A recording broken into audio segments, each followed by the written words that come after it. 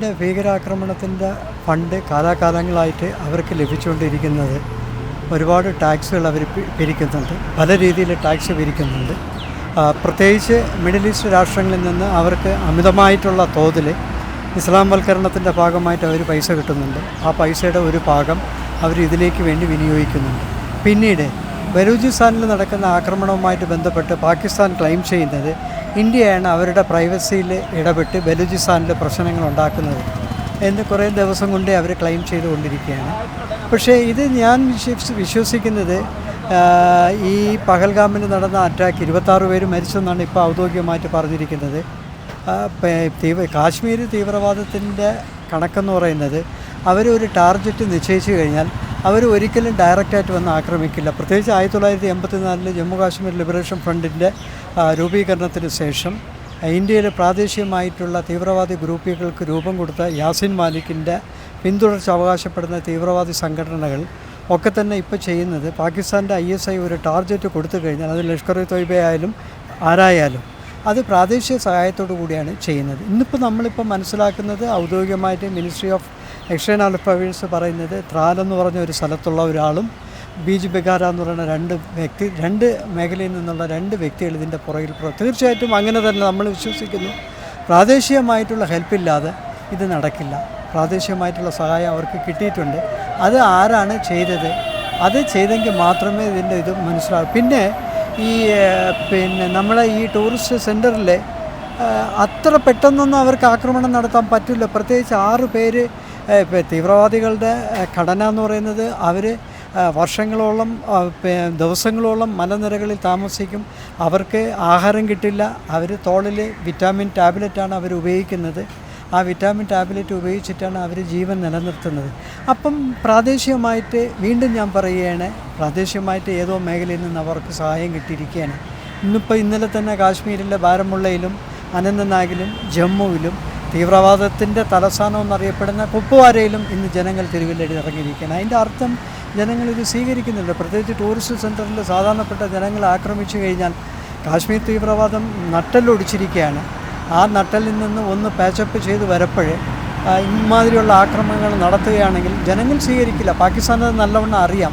അതുകൊണ്ടാണ് പാകിസ്ഥാൻ ഒരു ടാർഗറ്റ് നിശ്ചയിച്ചിട്ട് ഇന്ത്യക്കകത്തുള്ള തീവ്രവാദി സംഘടനകളെ കൊണ്ട് ഇത് ചെയ്യിപ്പിക്കും. സാർ, നമുക്കറിയാം വളരെ കാലം മുൻപുണ്ടായിരുന്ന കാശ്മീരല്ല ഇപ്പോഴത്തെ കാശ്മീർ.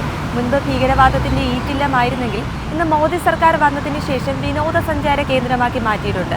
അങ്ങനെയാണെങ്കിൽ ഒരുപക്ഷെ മോദി സർക്കാരോടുള്ള വിരോധമായിരിക്കുമോ പാകിസ്ഥാൻ ഇങ്ങനെ ചെയ്യാനുള്ള കാരണം? അല്ല, അത് നമ്മൾക്ക് പറയാൻ പറ്റില്ല. കാശ്മീരിൻ്റെ വിനോദസഞ്ചാര മേഖല 1952 മുതൽ വിനോദസഞ്ചാരം കാശ്മീരിലുണ്ട്. മോഡി സർക്കാരിൻ്റെയോടുള്ള വിരോധമാണെന്ന് എനിക്ക് നമ്മൾക്ക് പറയാൻ പറ്റില്ല. പക്ഷേ ഇന്നലെ അവർ ദേശീയ മാധ്യമങ്ങൾ റിപ്പോർട്ട് ചെയ്ത് ഒരു മാഡത്തിൻ്റെ അടുക്ക് ഹസ്ബൻഡിനെ വെടിവെച്ച് കൊന്നിട്ട് പറഞ്ഞു മോഡിയെ പോയി പറയാമെന്ന് പറഞ്ഞു. ഒരുപക്ഷെ അതെല്ലാം പ്രാദേശികമായിട്ടുള്ള വികാരങ്ങൾ ആളിക്കത്തിച്ചിട്ട് ഇന്ത്യയുടെ ദേശീയതയെ വെല്ലുവിളിക്കാൻ വേണ്ടിയുള്ള തന്ത്രങ്ങളായിരിക്കാം ഭീകരർ ശ്രമിക്കുന്നത്. അതിനെപ്പറ്റി നമുക്ക് പറയാൻ പറ്റില്ല. പക്ഷേ ഒരു കാര്യം ഉറപ്പാണ്, 1952 ഇന്ത്യക്ക് സ്വാതന്ത്ര്യം കിട്ടിയതിൻ്റെ അന്ന് മുതൽ കാശ്മീരിൽ ഭീകരവാദ പ്രസ്ഥാനങ്ങൾ നടപ്പിലാക്കിക്കൊണ്ടിരിക്കുന്നത് സ്വതന്ത്ര കാശ്മീരാണ്. ഇന്ത്യയുടെ ചരിത്രത്തിൽ ഒരിക്കലും കാശ്മീരിനെ സ്വതന്ത്രനാക്കാൻ പറ്റില്ല. കാശ്മീർ ഇന്ത്യയുടെ തലയായിട്ട് തന്നെ അന്നും ഇന്നും നാളെയും കണ്ടിന്യൂ ചെയ്യും. കുറച്ച് നാളുകൾക്ക് മുൻപാണല്ലോ ഈ മുംബൈ ഭീകരാക്രമണ കേസിലെ പ്രതിയായ തഹാവൂർ റാണയെ അമേരിക്കയിൽ നിന്ന് ഇന്ത്യയിലേക്ക് കൊണ്ടുവന്നത്. നമുക്കറിയാം അദ്ദേഹം ISIS-ഉമായിട്ട് ഒരു ബന്ധമുള്ള ഒരു വ്യക്തിയാണ്.